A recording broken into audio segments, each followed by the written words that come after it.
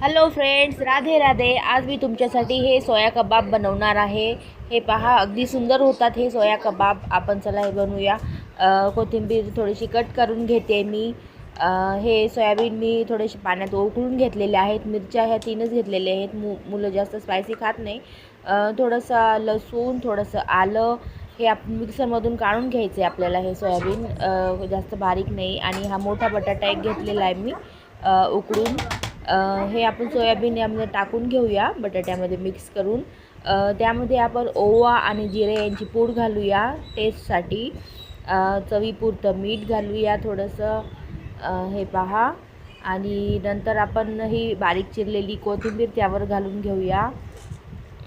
कोथिंबीरीने taste अजून छान येतो. आणि बेसन पीठ 3 चमचे आपण घालून घेऊया यामध्ये. हे पहा. आणि हे सगळं आपल्याला मिक्स करून घ्यायचे छानपैकी. असे गाठी नाही राहिले पाहिजे यामध्ये. हे पहा, मी असं करते त्याप्रमाणे मिक्स केलेले आहेत. आणि आपल्याला याचे कबाब बनवून घ्यायचे. मी तोपर्यंत कढईमध्ये तेल तापत ठेवते. हे कबाब असे बनवायचेत आपल्याला. हे सॉससोबत पण मुलं खातात, किंवा माझी मुलं तर असेच खातात. हे पहा, असे बनवायचे. आणि तेल तापलेलं आहे आपलं, थोडंसं टाकून बघितलं तापलं आहे. हे कबाब आपण तेलामध्ये सोडून घेऊया एक एक करून असे.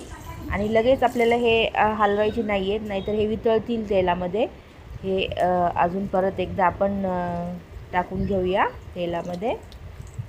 हे पहा, याप्रमाणे थोडा वेळ तसंच ठेवायचे आपल्याला. मंद आचेवर हे तळायचे आहेत आपल्याला, घाई करायची नाही आहे. हे आपले सोया कबाब रेडी आहेत.